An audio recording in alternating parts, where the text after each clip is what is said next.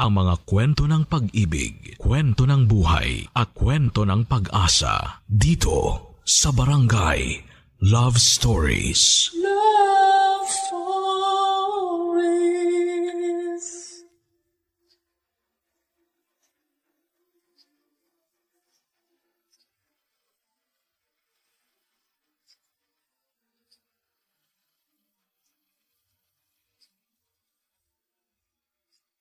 Minsan dahil sa mga kabiguan na nararanasan natin sa buhay ay nagiging desperado na tayo.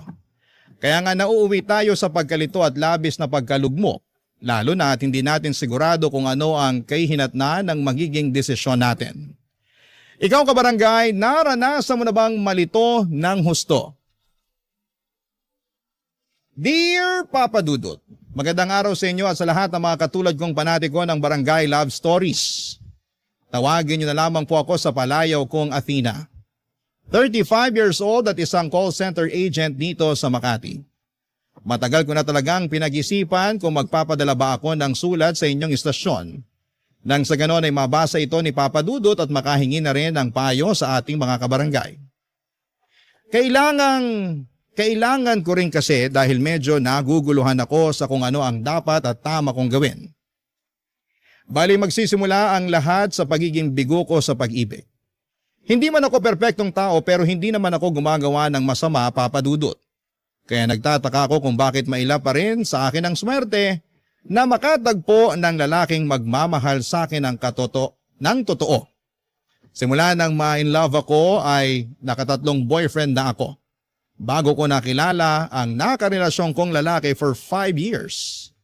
Live-in na nga kami at ready na mag-level up sa aming pagsasama kaso noon lang pong 2019 ay merong nangyari na hindi ko po inaasahan, Papa Dudut.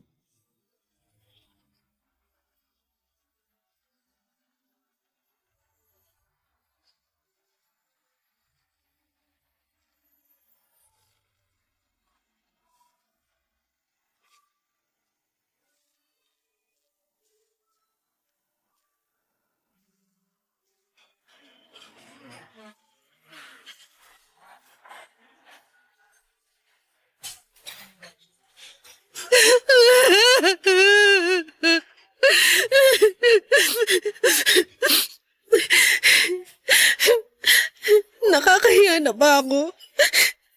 Masyado na ba ako maingay umiyak? Baka pinagtitinginan na ako ng ibang tao Sabihan mo ko. Ibang klase, nakuha mo pang isipin ng ibang tao, nasa ruro ka na nga ng emosyon mo. Siyempre hindi naman iyakan tong restaurant na kinainan natin. Baka mamaya masyado na akong agaw eksena. Hindi pa naman ganun karami yung mga tao, tsaka hindi ka naman agaw eksena umiyak kaya ayos lang. Sure ka? Oo nga, ayaw mo pa yata maniwala Hindi naman sa ganoon pero hindi mo naman mapipigilan yung damdamin mo. Masakit yung nangyari sa kwento mo, diba? gumuho mundo ko nung inatake sa puso at namatay ang fiancé ko, besh. Sakit-sakit.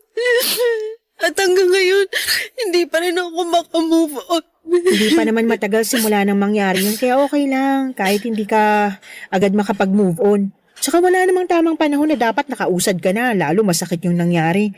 Kahit ako gulat na gulat, tsaka hindi rin makapaniwala. Ikakasal na kayo, diba? Oo. Akala ko pa naman magkakaroon na kami ng happy ending. Kaso, nauna siyang mag-end. Sige, iyak mo lang. Ano ba kasing kamalasan ng meron ako sa pag-ibig? Hindi ka malas. Bakit mo sinasabi yan? Naisip ko lang naman kasi yung unang 3 na nakarelasyon ko, kung hindi ako niloko, pinagpalit sa iba, iniwan ako. Ginawa ko naman lahat. Nagpaka-submissive ako sa kanila kahit wala sa bokabularyo ko yun. Tinanggap ko rin yung mga kapintasan nila at yung mga pagkukulang sa relasyon namin kasi wala naman talagang perpekto sa mundo. Kahit ako, hindi rin ako perpekto. Minahal ko sila ng sobra-sobra. Higit pa sa sarili ko, pero anong ginawa nila sa akin? Sinaktan nila ako. Akala ko hindi na ako makaka-move on. At minsan ko na rin sinabi sa sarili ko na ayoko nang pumasok sa panibagong relasyon. Alam mo yun, di ba? Sinabi ko yun sa'yo. Oo, lasing ka pa nga nun. Saka nagsisisigaw na, kamo, ayaw mo nang ma-in love ulit. Oo, pero kinain ko lahat ng mga sinabi ko nung nakilala ko yung fiancé ko. Aminin ko, naging masaya naman ako nun sa relasyon namin. Hindi super bongga kasi wala naman talagang ganong relationship. Pero nung nag-propose siya sa akin at tinaya niya ako magpakasal, alam ko na sa sarili ko na handa na ako. At hindi ko lang napaghandaan. Yung mamamatay pala siya bago pa man kami umabot sa altar. Kundi ba naman talaga tinamaan ng lintik? Hindi talaga natin masasabi ang buhay. Oo nga eh. Kaso ang unfair lang kung iisipin. Ayun, hindi ko tuloy mapigilan mag-isip na baka maalas ako, sinampa ako pagdating sa pag-ibig. Gusto ko lang naman na makakasama habang buhay. Kaya lang mukhang tinadhana yata na maging mag-isa ako. Kagaya ng kamatayan, hindi rin natin masasabi ang tungkol sa bagay na yan. Pero sana kung ano man ang mangyari pagkalipas ng mga taon, kung ma-in love ka man ulit o manatili na lang na single maging masaya ka pa rin. Ewan ko. Hindi ko alam kung magiging masaya pa ulit ako. Kasi kung oo, sana ngayon na. As in, ngayon na sana. Pero alam ko hindi naman mapupuwersa ang sarili ko na maging masaya kung malungkot at masakit ang nararamdaman ko. Kaya nga, damhin mo lang kung ano yung nararamdaman mo ngayong oras na to. Mas magiging madali kasi yun para sa'yo kung mas tanggap mo na sa sarili mo yung nararamdaman mo. Tao tayo, hindi tayo robot na walang emosyon. Basta, kahit ano mangyari, nandito ako para makinig sa'yo.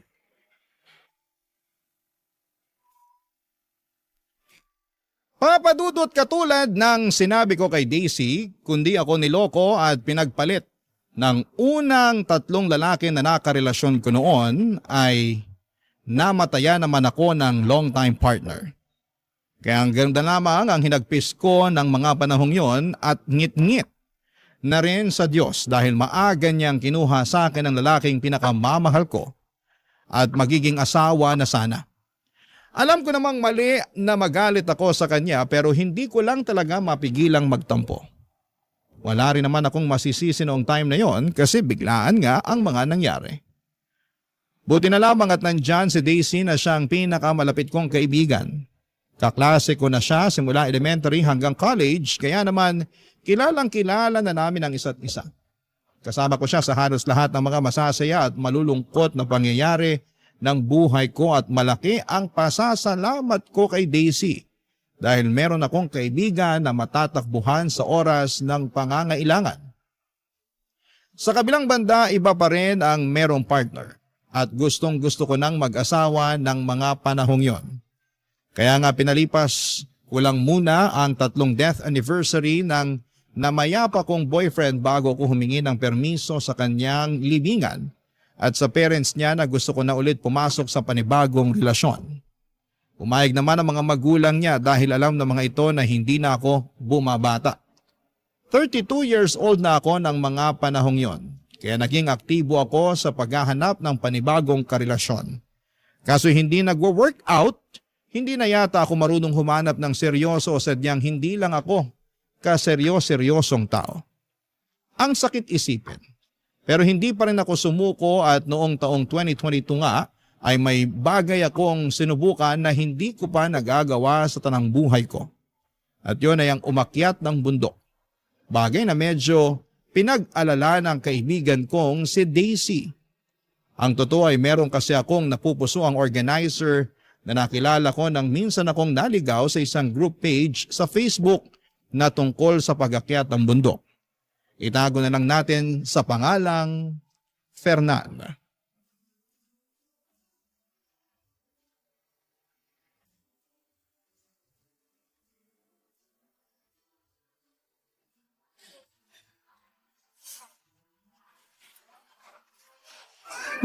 Grabe!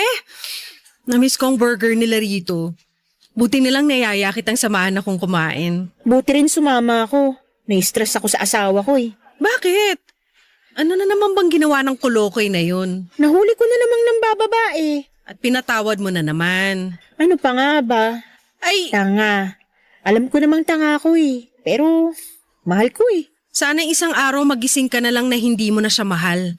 Para kayanin mo nang iwanan ng tukmol na yun. Ako naawa sa'yo eh. Kasi hindi rin naman to yung unang beses na nahuli mo siyang nambababae. Oo, hindi ko na rin mabilang. Ibig sabihin sobrang dami na? Ganun na nga at sobrang daming beses ko na rin siyang pinatawad. Pambihira. Pero wag na natin pag-usapan kasi nasistress lang ako. Di naman ako nakipagkita sa'yo para ikwento ang nangyayari sa amin ng mister ko. Mas concerned kasi ako dun sa sinabi mong... Ano nga ulit yun? Alin sa mga sinabi ko, ang dami na. Yung plano mong umakyat sa bundok? Oo. Excited nga ako eh. Pero kakayanin mo kaya? Baka naman hindi mo kayanin. Sobra ka naman. Hindi ko naman sinasabi na hindi mo kaya, pero nag-aalala lang ako kasi dinig ko mahirap daw yun eh. Delikado tsaka nakakapagod. Buti sana kung di kita kilalang reklamador sa konting lakad pa nga lang tapos magbubundo ka pa talaga. Grabe ka. O bakit? Hindi ba totoo?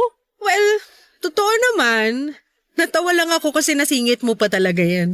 Hindi ko kasi maiwasan lalo, naloka ako nung sinabi mong plano mong mamundok. Malay mo, magustuhan ko, tsaka naniniwala naman akong kakayanin ko. Eh wala kang choice kasi pag nandun ka na mapapasaba ka talaga. Tapos manghihinayang ka na lang sa binayad mo. Kesa naman ginaganyan mo ko, ipagdasal mo na lang na makababa ako sa bundok na aakitin ko nang hindi nalulumpo.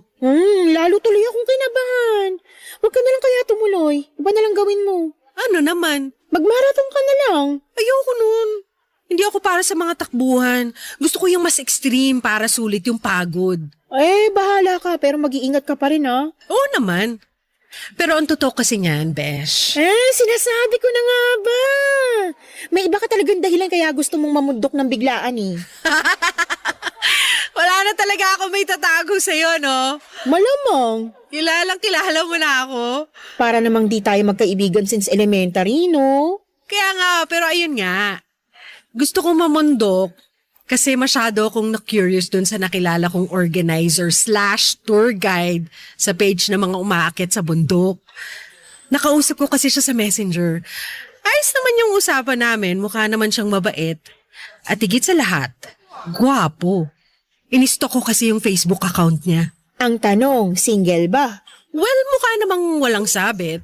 Wala kasi ako nakitang family picture sa account niya eh. Wala rin namang nakatag, kaya tingin ko single naman siya.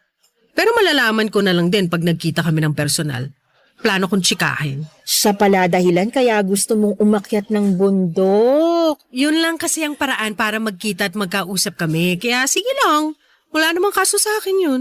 Sige, pero mag-iingat ka ha. Alam ko sinabi ko na to sa'yo pero paalala ko pa rin. Oo naman. 3 taon na rin naman ang nakakalipas nung namatay ang fiancé ko.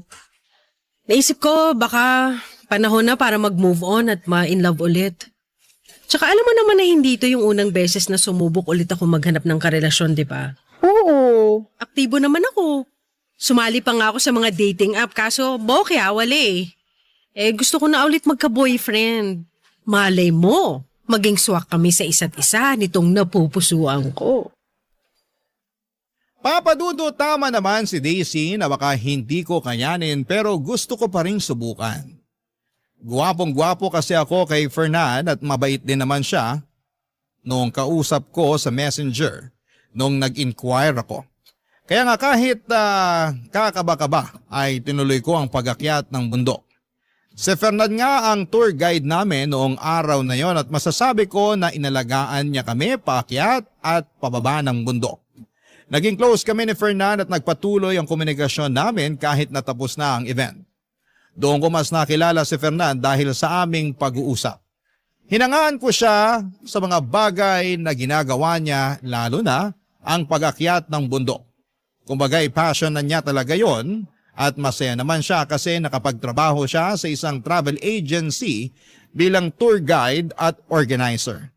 Kaya nga pinilit kong sabayan ang lifestyle ni Fernan sa pamamagitan ng pagbubuk ng mga tour at pag-request na siyang maging tour guide namin, Papadudot.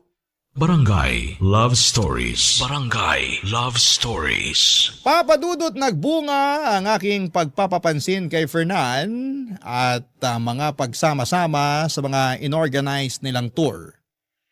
Naging consistent ang aming pag-uusap hanggang sa naramdaman ko na lamang na nagdada moves na nga siya sa akin. Siyempre nagpakipot muna ako ng konting-konti lang. Pinaramdam ko sa kanya na hindi ako interesado. Pero kating-kati na talaga akong sagutin siya noong niligawan niya ako. Kaya lang may iba akong plano. Around December 2022 ay nagdesisyon akong akyatin ang pinakamataas na bundok sa buong Luzon, ang Mount Pulag, na siyang pangatlo naman sa pinakamataas na bundok sa buong Pilipinas. Ang nag-book ako ng tour sa travel agency kung saan nagtatrabaho itong sa Fernan. Advance booking yon, kaya bago pa man dumating ang eksaktong petsa ng pag-akyat namin, ay naghanda na ako mula sa outfit, mula sa trail food na dadalhin ko, extra money at sarili ko syempre. And fast forward, inakyat na nga namin ang Mount Pulag. At nung nasa tuktok na kami ni Fernan ay doon ko na ginawa ang matagal ko ng plano, Papa Dudut.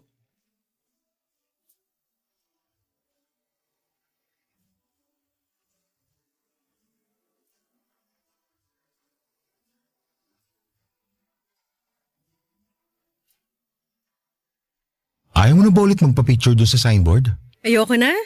Nakarami na rin naman ako eh. Sa bagay, nakapag-group picture na rin naman tayo. Oo, at ang dami mo na rin nakuhang picture sa akin. Kaya gustong-gusto kong sumasama sa tour nyo kasi may instant photographer na rin kami. Ang gaganda pa ng mga kuha mo, parang professional. Salamat pero alam mo naman na pagdating sa'yo, iba pitik ko. Naku, napakabolero. Hindi kaya yun, Bola. Sa kabuti maganda rin ang panahon dito sa summit ng Mount Pulag. Hindi maulan saka may sea of clouds. Oo nga eh. Tuwan-tuwa nga ako kasi mukhang nakisama sa atin ng langit. At grabe, hanggang ngayon hindi pa rin ako makapaniwala na naakyat ko na ang pinakamataas na bundok sa buong Luzon. Kaya nga, masaya ako kasi sa wakas, nagbunga na rin ng ilang buwan mong training at pag-akyat sa mga mas mabababang bundok. Pansin ko kasi bumilis ka na sa paglalakad. At kahit may mga paahon hindi ka na masyadong hinihingal. Oo, nagte-treadmill kasi ako. Madalas din naglalakad-lakad ako sa lugar namin. Lalo na pag malapit na yung akyat natin. Alam mo yan, di ba? Ina-update kita. Oo naman syempre. Pero hindi ko naman to magagawa lahat kung wala ka. Yung bang guidance mo, ganon. Ang tsaga mo magturo at umalali sa aming mga baguhan eh. Syempre. Tungkulin namin na maiakyat at maibaba ng ligtas ang lahat ng mga kasama sa tour namin. Oo nga, pero still, sobrang nakakabilib ang tsaga at professionalism mo. Kaya hindi na ako magtataka kung bakit kita nagustuhan eh. Akala ko sasabihin mo dahil sa kagwapuhan ko. Wow! Hindi lang pala dito sa bundok mahangin ha? Ikaw din mahangin. Grabe ka naman. O bakit, hindi ba? Hindi. Bakit din? Anong bakit din? Hindi ba ako gwapo para sa'yo? Yan tayo eh. Sagutin mo na lang kasi. Well, sa totoo lang ah. Oo, doon tayo sa totoo lang. Oo, tama ka.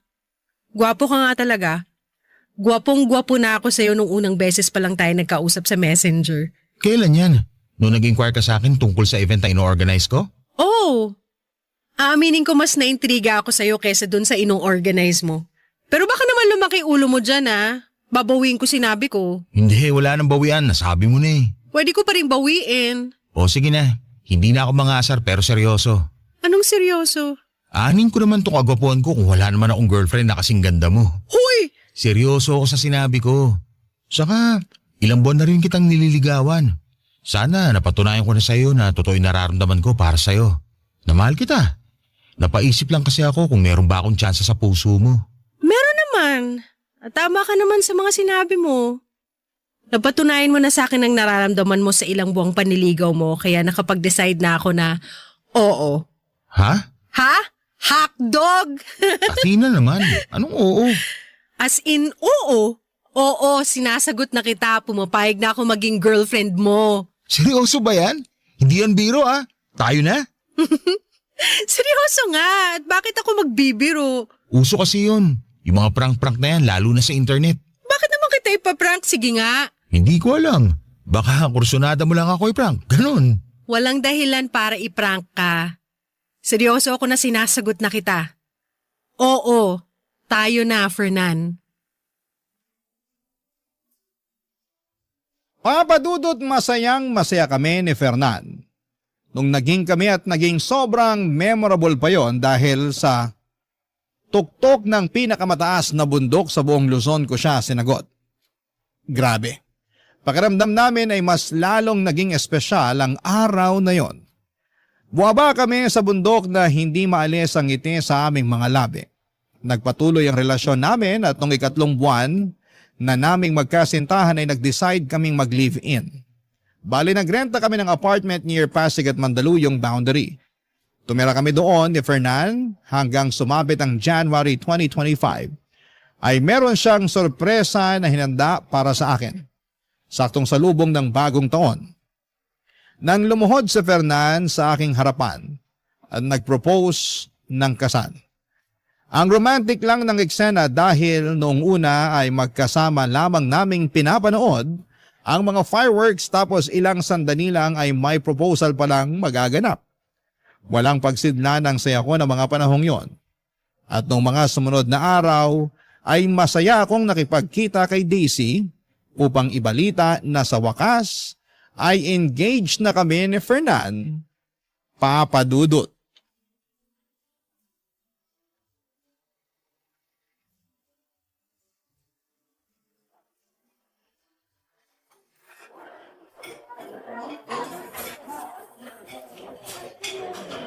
Wala ka bang napapansin sa mga daliri ko, Besh? Ha?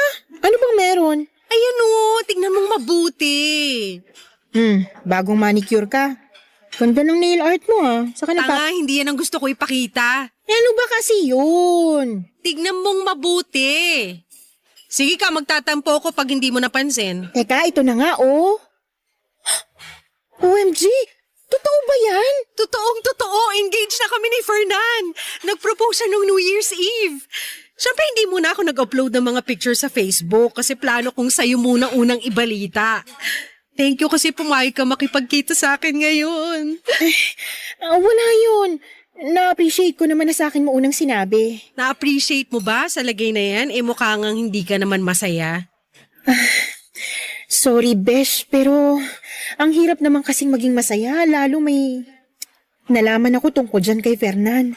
Anong nalaman mo? Hindi ko agad sinabi kasi tsumitsempo pa ako.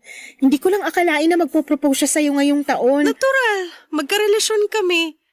Tsaka ano ba kasi ang nalaman mo tungkol kay Fernan? Sabihin mo na lang kaysa ang dami mo pang sinasabi dyan. Unfaithful sa'yo yung boyfriend mo, Besh. Ano ka mo? Ganito kasi yan. May nakita kong post sa isang Facebook group tungkol sa pag-akyat ng bundok. Nakapublic naman yung group page nila kaya lumabas sa timeline ko.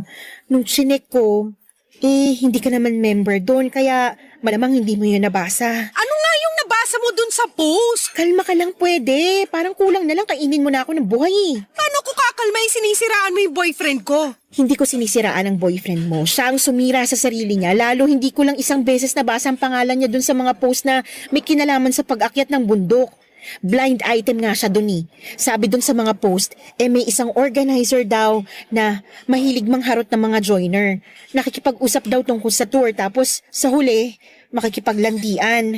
Hindi ako naniniwala sa mga sinasabi mo. Hindi kita pinipilit na maniwala pero wala ka bang napapansin kakaiba kay Fernan? Wala! Kaya nga hindi ako naniniwala sa'yo. Tsaka malay mo, kapangalan lang niya yung sinasabi dun sa post. Hindi lang naman siya yung nag-iisang Fernan sa mundo, no? Alam ko naman yun, pero may iba kasi ako nababasa na dinidescribe yung Fernan na sinasabi nila At naisip mo na agad na yung boyfriend ko ngayon? Oo. Bang klase? Hindi ako makapaniwala na ganyan ka pala. Anong ganito ko? Na masyado ka nagpapapaniwala sa mga blind item. Tapos na pangalanan lang naisip mo na agad na boyfriend ko? Kaya nga tinatanong kita kung wala ka bang napapansin sa boyfriend mo, 'di ba? Sinabi ko na wala, 'di ba? Alam mo masyado kang mapanira. Sinisiraan mo yung boyfriend ko sa akin? Binibigyan lang kita ng warning. Anong klaseng warning yan sinisira mong relasyon namin? Tinaon mo pa talaga nakaka-propose lang niya. Para ano? Para hindi matuloy ang kasal namin? Napakasama mo namang tao. Naturingan ka pa namang kaibigan. Sorry, pero malakas lang talaga ang kutob ko na iisang taong tinutukoy nila sa blind item at ang boyfriend mo. Kilala mo naman ako, 'di ba? Hindi ako nag-iimbento. Tsaka, kung gusto mo, ipapakita at ipapabasa ko sa iyo yung mga screenshot ko tungkol dun sa issue Ikaw na lang ang magsabi kung nagsisinungaling ako. Papadudot, kahit na may pinakitang mga screenshot si Daisy ng issue na nabasa niya sa isang group page sa Facebook at binanggit nga doon ang pangalan ni Fernan, ay hindi pa rin ako naniwala. Naka-anonymous kasi ang post, tapos ay naisip ko na baka sinisiraan lang ang fiancé ko, kung totoong siya nga ang tinutukoy doon. Palibhasa ay sikat na sikat siya at kilala talagang organizer at tour guide. Nagalit din ako kay Daisy dahil sinira niya ang mood ko na dapat ay masaya ng araw na yon. Naisip ko na baka gusto lamang niya na hindi matuloy ang wedding namin ni Fernan. Kasi kahihiwalay lang nila ng asawa niya noong 2024. Baka gusto niya na pareho kaming maging single at miserable. Hindi naman tama yon, kasi kung totoo ko siyang kaibigan, ay wala siyang ibang gugustuhin kundi ang maging masaya ako, Papa Dudut. Barangay Love Stories. Barangay Love Stories.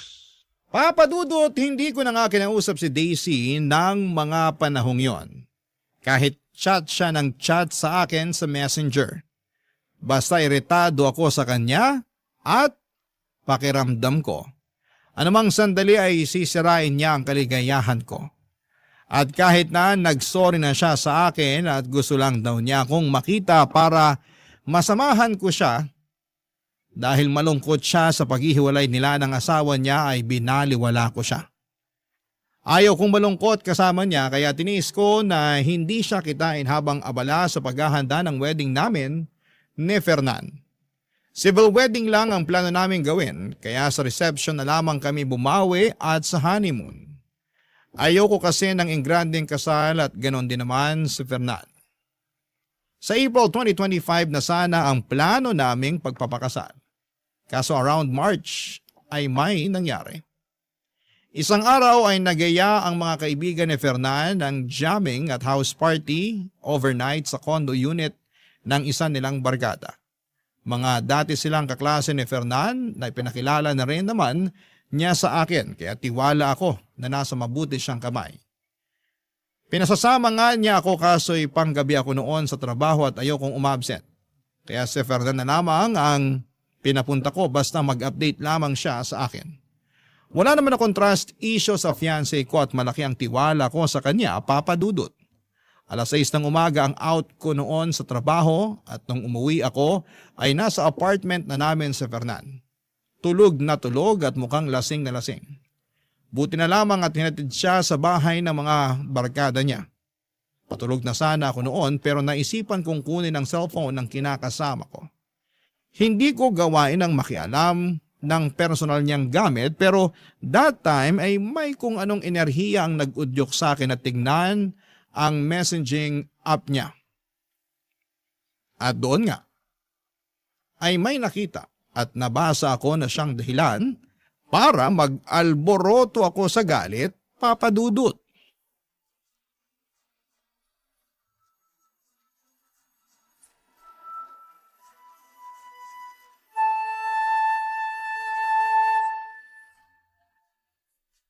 Fernan, gumising ka nga dyan. Bakit ba? Kita mo natutulog yung tao, naantok pa ako. Alam ko, pero may pag-uusapan tayo. Pwede bang mamaya na lang? Patulugin mo muna ako kasi grabe talaga yung antok ko. Paano hindi ka antukin? Anong oras ka na hinatid dito ng mga barkada mo? Teka, galit ka ba? Oo, galit ako. Bakit ka magagalit nagpaalam naman ako sa'yo. Pinasasama pa nga kita nun pero sabi mo mas gusto mong pumasok sa trabaho. Pambihira ka naman no? Huwag mo sabihing nakalimutan mo. Hindi ko nakalimutan. Alam ko na pinayagan kita at hindi naman yun ang rason kung bakit nagagalit ako ngayon. Wala naman akong kasalanan sa'yo Kaya wala kang dahilan para magalit sa akin. Ah, ganon? Sigurado ka ba talagang wala? Ano yun? Tinatanong kita kung sigurado ka bang wala. Oo, sigurado ako. Ano namang gagawin ko? Malay ko rito sa text sa'yo ng BFF niyong babae. Sa bagay, sabi lang naman niya rito, thank you raw kasi nakailang beses mo raw siyang dinala sa langit. Dapat daw matagal ka na niyang pinagbigyan pero salamat pa rin daw sa isang hindi malilimutang gabi. Ano kasi, mahal. Huwag mo nga akong matawag-tawag na mahal. Nandidiri ako sa'yo. Ano kasi, hindi yun katulad ng iniisip mo. Bakit? Alam mo ba ngayon kung ano ang iniisip ko? Gusto mong malaman kasi sasabihin ko. Iniisip ko na nagtaksil ka sa akin. Na si dinami-rami ng babae, yung pa talagang pinakilala mo sa akin at pinagkatiwalaan ko. Lintik naman, Fernan. Napakababoy nyo. Tapos malalaman ko na matagal mo na pala siyang kursunada pero kagabi ka lang niya pinagbigyan? Wow! Wow na wow talaga! Sorry, mahal. Huwag mo nga sabi akong matawag-tawag na mahal kasi nasusuka ako sa'yo!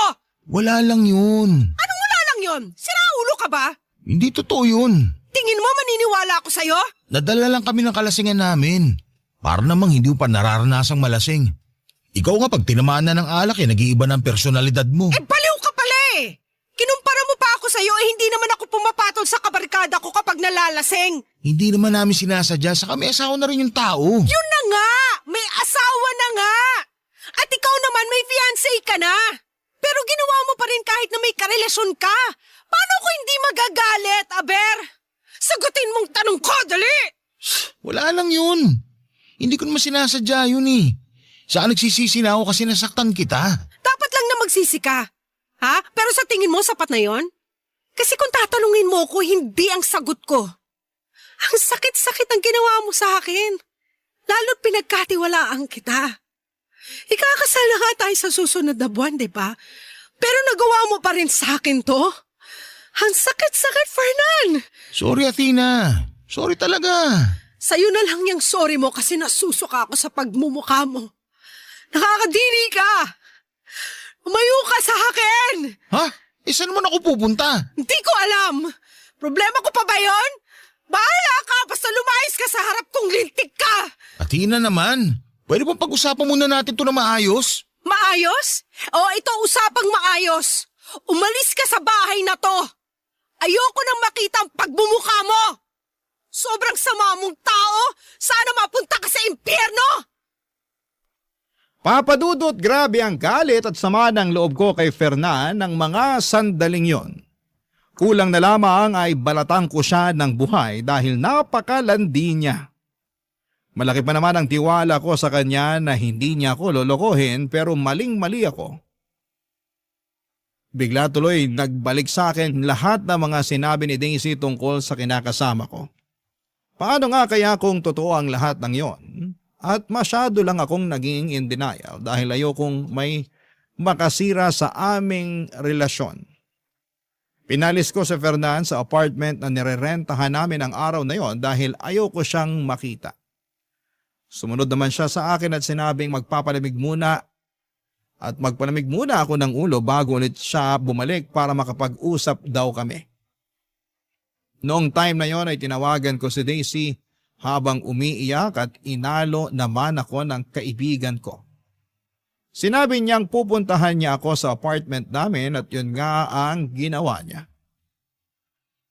Iyak ako ng iyak kay Daisy na tipong sising-sisi. Kasi hindi ako nakinig sa mga sinabi niya noon. Sana pala ay mas naging mapagmatsyag ako. Kinagabihan ay bumalik nga si Fernan sa apartment namin pero pinalayas ko lamang ulit siya. Ayaw ko siyang kausapin dahil hindi pa ako handang makita ang pagmumukha niya. Nandidiri pa rin ako sa kanya sa totoo lang, Papadudot. Kaya lang ay naging masugid ang kinakasama ko na makipag-usap sa akin at ayusin namin ang aming relasyon lalo na at malapit na ang petsa ng kasal namin. Isang gabi bigla na lamang siyang nagpakita sa apartment at wala na akong nagawa para iwasan siya. Papadudot.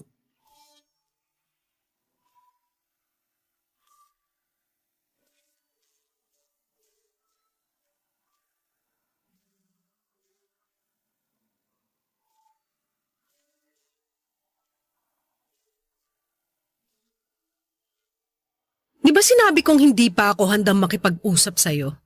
Niayaw ko pa nga makita yung pagmumukha mo pero ang kapal mo rin talaga makipagkita sa akin ngayon, no? Hindi ka na nahiya? Kinapalan ko na talaga ang mukha ko kasi gustong-gusto kita makausap. Ano pa bang pag-uusapan natin? Marami. Una na doon yung tungkol sa relasyon natin. May relasyon ba tayo? Oo naman. Saka ikakasal na nga tayo, hindi ba? Sa tingin mo talaga gusto ko pa rin makasal sa katulad mong manloloko? Athena naman, huwag mo naman gawin sa akin to. At bakit naman hindi? Eh ikaw nga hindi ka nagdalawang isip na galawin yung tropa mong babae, di ba? Masarap siya, di ba? O bakit ako ang kinukulit mo? Bakit hindi siya ang puntahan mo tapos share kayo ng mister niya? Total mga hayop naman kayo. Tao lang naman ako, nagkakamali rin. Hindi mo na ba ako mapapatawad? Ang tagal na natin oh. Oo nga, matagal na tayo. Pero sa tingin mo maliit na kasalanan lang yung ginawa mo? Kasi kung oo, aba, nasisiraan ka na talaga ng ulo. Hoy, para sa kaalaman mo, sobrang sakit ng ginawa niyo sa akin ng kaibigan mong babae. At kahit na hindi siya yung kasama mo na gumawa nun sa akin, malaking kasalanan pa rin na niloko mo ako. Sabi mo nga, di ba, ikakasal na tayo? Pero naisip mo pa rin na lokohin ako. Dapat ba ginawa ko pagkatapos ng kasal natin? Para hindi ka magalit sa akin ng ganyan? Ay, baliw! Eh kasi yung sinasabi mo parang ganun na rin eh. O di sana ginawa mo na nung bago pa lang tayo para hindi na umabot sa ganito na malapit pa akong maikasal sa manlolokong katulad mo. Hindi ko nga sinasadya yun. Patawarin mo na ako. Nadala lang naman kami ng mga damdamin namin eh. Saka ikaw ang mahal ko. Kung mahal mo talaga ako, hinding-hindi mo may isip na saktan ako. Kaso wala kang isip eh, kaya nagawa mo yun. Tingin mo maniniwala pa ako ngayon sa sinasabi mo? Hindi ko na mababago ang nangyari na. Kaya nga magagawa ko na lang humingi ng tawad. Pero nangangako ko na magbabago na ako para mas maging karapat-dapat sa'yo. Ayoko mawala ka sa akin kaya pagbigyan mo pa ako. Pag ginawa ko pa ulit yung bagay na yon, ako na mismo makikipag-iwalay sa'yo. Wow ha!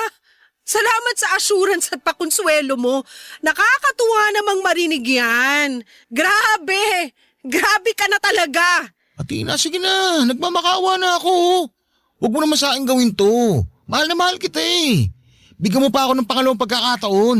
Binibigay lang ang second chance sa mga taong deserving. Kaya nga pagsisikapan ko na maging deserving. At paano mo gagawin yun? Sige nga! Araw-araw kitang liligawan. Saka ipaparamdam ko sa'yo kung gaano kita kamahal. At kahit na mag-asawa na tayo, gagawin ko pa rin ang panliligaw sa'yo katulad nung kinikilala pa lang natin ang isa't isa noon. Kaya sana naman maniwala ka sa akin at bigyan mo pa ako ng pangalawang pagkakataon para patunayan sa'yo lahat ng mga sinasabi ko. Ewan ko pero madali lang naman magsalita at magsabi ng mga pangako na anumang sandali mapapako lang din. Tsaka anong assurance ko na hindi mo na ako lolokohin? Nagawa mo na nga isang beses. Malamang magagawa mo pa yan ulit. Sige, sabihin mo. Paano pa kita pagkakatiwalaan? Sinira mo na yung tiwala ko sa'yo. Kaya nga pagsisikapan ko maibalik yung tiwala na yun na nawala dahil sa pagiging mapusok at makasalanan ko. Sorry na talaga, Tina. Sising-sisi na ako sa nagawa ko. Napakatanga ko naman kasi. Saan ka naging tanga? Kasi nalaman ko? Siyempre hindi. Mabuti na yung malinaw. Tanga ako kasi sinaktan ko ang babaeng mahal ko. Kaya patawarin mo ko.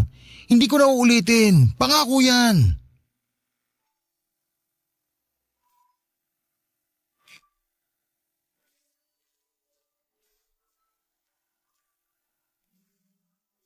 Papadudot, marami pa akong masasakit na salita na gustong sabihin kay Fernan ng gabing yon. Pero hindi ko na nasabi na daig na kasi ako ng matinding emosyon. At sa halip na pakinggan pa ang pagsusumamo niya at paghingi ng tawad ay muli ko siyang pinalayas sa pamamahay namin. Wala rin namang nagawa si Fernan dahil nag-iiskandalo na ako ng mga panahong yon. Pero hindi pa rin siya tumigil sa panliligaw sa akin at hanggang sa ngayon ay sinusuyo pa rin ako ni Fernan. Hindi ko naman masabi na hiwalay na kami kasi wala rin namang kaliwanagan kung gusto ko ba talagang tapusin na ng tuluyan ang relasyon namin.